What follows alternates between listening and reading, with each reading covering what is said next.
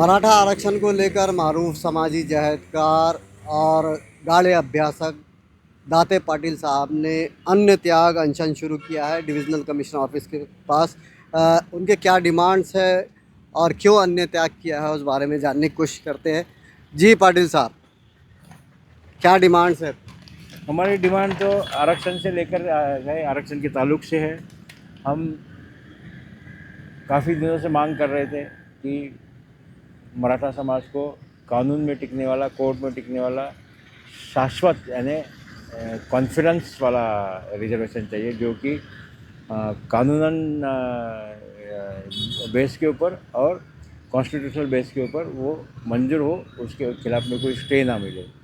ये मांग करते करते करते हम लोग जब देख रहे हैं कि गवर्नमेंट ने जब मराठवाड़ा लेवल का विषय आया, तब हैदराबाद गैजेट के नाम पे जो काम शुरू कर दिया। अब आपने देखा कि हैदराबाद गैजेट का उपयोग ही हमारे कोई ये कुंडी का कास्ट सर्टिफिकेट निकालने के लिए नहीं हो रहा है। अगर निकलता भी है तो जब उसकी कास्ट स्क्रूटिनी होती है तो उसमें सारी दिक्कतें आ रही है, वो वहाँ उसकी कास्ट स्क्रूटिनी वैलिडिटी नहीं हो रही। तो फिर ये हमारा ये इतना बड़ा तादाद में वाला समाज जाए कहाँ? बचा हुआ जो दूसरा समाज है, जिनके पास कोई भी ना कोई मौसूल पुरावा है, ना कहीं नाम उनकी नोंद है, वो सिर्फ मराठा नाम से जाना जाता है, तो उनको भी आप क्या ऐसे ही रखने वाले, उनकी कोई फैसिलिटी नहीं देने वाले? तो उनके लिए भी क्या किया जा सकता है? उन मैं आपको रोकूंगा। देखिए, इस मामले में जरांगे पाटिल साहब ने भी अनशन किया था और गवर्नमेंट से बातचीत भी हुई थी। फिर अब क्या मामला, कहाँ मामला रुक रहा है? अभी मराठवाड़े की हद तक तो ये जो उन्होंने जो एसओपी और जो हैदराबाद गैजेट के नाम के ऊपर जो परिपत्रक निकाला था, तो उसके सहारे हमको कोई सर्टिफिकेट मिलने का काम ही नहीं हो रहा है, ना उसका कोई फ़ायदा हो रहा है।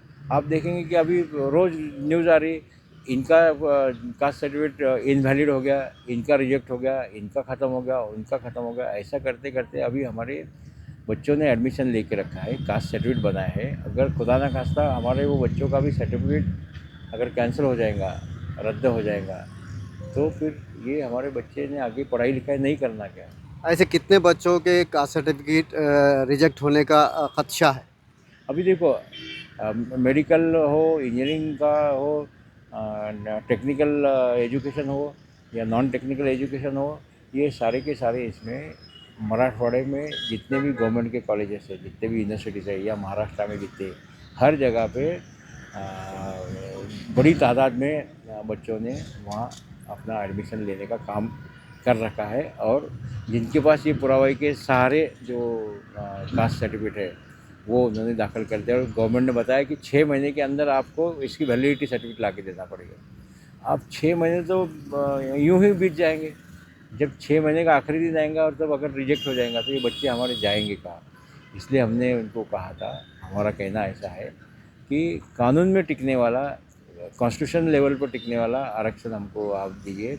जिनके पास पुरावे है, जिनके पास सही ढंग का कागज़ उपलब्ध है, उनको आप कुंडी बोल के दीजिए। लेकिन जिनके पास ये कोई भी चीज़ उपलब्ध नहीं है, जो उनके पास किसी भी एंगल से उनके पास ये नहीं मिल सकता, उस मराठा समाज के लिए भी आपको नौकरियों में और एजुकेशन में आपको ओबीसी के जैसी सारी की सारी फैसिलिटीज है। हम खुद कह रहे हैं कि हमको पॉलिटिकल बेनिफिट उसमें से नहीं चाहिए, हमको सिर्फ हमारे बच्चों की पढ़ाई के लिए और उसके बाद में पढ़ने के बाद नौकरी के लिए जो फैसिलिटी हमको चाहिए, वो हम गवर्नमेंट ने हमको देना चाहिए। पाटिल साहब, हम देखते हैं आप तो लीगल फाइट करने वाले थे। आपका ज़्यादातर मामला यानी इसकी सारी स्टडी वगैरह आप अदालतों में पैरवी करते हैं, लेकिन फिर अन्य त्याग का रास्ता क्यों इख्तियार? अभी सच्चाई के रास्ते पे ये चलना चाहिए, और ये सारा झूठ झूठ ही काम चल रहा है। अभी हमने किसी को बताया था, वो राहत इंदौरी साहब का शेर हमको याद आया यहाँ बैठे बैठे, कि झूठों ने झूठों से कहा सच बोलो, सरकारी ऐलान हुआ है कि सच बोलो। अब कौन झूठ बोल रहा है? सरकार का ऐलान क्या हो रहा है? तो ऐलान अगर हो रहा है तो ये हमारे बच्चों का नुकसान क्यों हो रहा है? ये हमारे बच्चों को ये सारी फैसिलिटी क्यों नहीं मिल रही? हमारे कास्ट सर्टिफिकेट इनवैलिडेट क्यों हो रहे हैं? उस ताल्लुक से मुझे ऐसा लगता है कि झूठों ने झूठों से कहा सच बोलो, कि सरकारी ऐलान हुआ है सच बोलो। तो इस ढंग से अब ये इतनी बड़ी तादाद में सारा का सारा समाज का आप इतिहास देखेंगे तो देश की जलन गलन में बहुत अहम रोल करने वाला ये समाज है, और उसको ही अगर ये ऐसी तकलीफ में रखेंगे तो फिर आखिर में हम जाए किसके पास। डिमांड्स क्या है? हमारी डिमांड यही है कि एक तो हमको टिकने वाला आरक्षण दिया जाए, उसके बाद में हमारे सारथी संस्था के लिए 5,000 करोड़ रुपए का अलग से फंड्स बढ़ा करके फंड दिया जाना चाहिए। हमारे अन्ना पाटिल महामंडल को जो बैच का परतावा देना है उसके लिए 1,500 करोड़ रुपए तो लगने वाले थे, लेकिन जुमला इकट्ठा हमको उसमें 10,000 करोड़ रुपए अपने एडिशनल फंड्स देना चाहिए। उसमें अन्ना पाटिल महामंडल के जो एमडी है श्री देशमुख साहब, जिनका काम बिल्कुल ही पसंदीदा नहीं कह सकते आप, उनको तुरंत वहाँ से हटा करके नए अच्छे अफसरान को वो जिम्मा देना चाहिए। उसके बाद में हमारे जो बच्चों के ऊपर गुने दाखिल हो गए थे उसका गवर्नमेंट ने कुछ परिपत्रक निकाल के रखा था, लेकिन उसके ऊपर अमल अभी तक नहीं हुई है। हम चाहते हैं कि उसकी तत्काल 15 दिन के अंदर ही उसके ऊपर अमल हो जाए। और रहा सवाल कि हमने इस ढंग से एक गवर्नमेंट के लिए कुछ हमने अलग कानून के तहत जो बातें हैं तो उसका एक पावर पॉइंट प्रेजेंटेशन हमने बना के रखा है। तो उसमें तकरीबन हमने 55 केसेस जो है एमआर बालाजी से लेकर के जनहित अभियान वर्सेस गवर्नमेंट ऑफ इंडिया, ये 55 नंबर की जो केस है हमारी, तो वो उनका हमने कुछ बना के रखा है।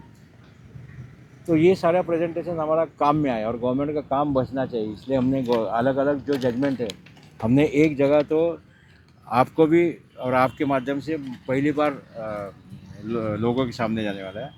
एक सुप्रीम कोर्ट की 2021 की एक केस है जिसका पेज नंबर 1,72,241 1,72,241 पर क्या लिखा है।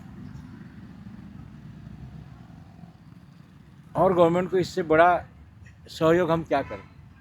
लाखों पेजेस हम पढ़ के उसमें का एक पैराग्राफ कैसा यूज़ किया जा सकता है हम बता सकते हैं। यानी आपने सारी तैयारी कर रखी है, सिर्फ गवर्नमेंट को उस पर अमल गवर्नमेंट ने बस अमल करना है और सारी ये पढ़ने की भी ज़रूरत नहीं, इसमें को उतना ही पैराग्राफ देखो। कोई जजमेंट मैंने मेरे घर से नहीं दिया है, जजमेंट की कॉपी तक हमने वहाँ ये करके रखी है। हमारे पावर पॉइंट प्रेजेंटेशन में हमारे लैपटॉप में हम सारा ये किया है।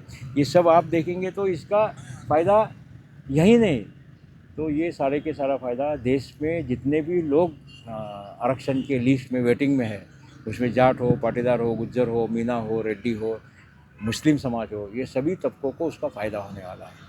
और हम चाहते हैं कि हमारे देश के सभी हमारे जो भाई हैं सभी को उसका फ़ायदा होना चाहिए। और सभी को फ़ायदा इसलिए दिया जा सकता है कि हमारे कानून में परम पूज्य डॉक्टर बाबा साहब अम्बेडकर साहब ने तरतूद करके रखी है, फिर वो तरतूद का फ़ायदा आप हमको क्यों नहीं दे रहे।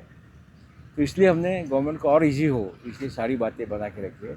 कानून की बातें, कोर्ट की बातें हम कोर्ट में रखेंगे, और जो आपको गवर्नमेंट के लेवल पे करना आता है वो 24 घंटे के अंदर भी आप कर सकते हैं। तो आप अपना काम करते हैं तो सभी शांतता सुव्यवस्था भी अच्छी रहेगी, लोग अपने अपने कामों में रहेंगे, लोगों का रोज़गार लोगों को उपलब्ध होगा, और अपने पढ़ाई कर करके बच्चे अपनी तरक्की करेंगे। बहुत बहुत शुक्रिया। ये थे दाते पाटिल साहब जो कि अन्न त्याग अनशन पे बैठे हैं। इनका साफ कहना है कि महाराष्ट्र सरकार मराठा आरक्षण को लेकर उसकी कथनी और करनी में फ़र्क है। उसके अलावा कई डिमांड्स है जिसमें जो एफआईआर दर्ज हुई है उन्हें वापस लेने की मांग है, और इसी तरह के दीगर मामलात भी है जिसको लेकर दाते पाटिल साहब अनशन कर रहे हैं। अब ये अनशन कब ख़त्म होता है और कैसे इनकी डिमांड्स पूरी होती है ये देखना होगा।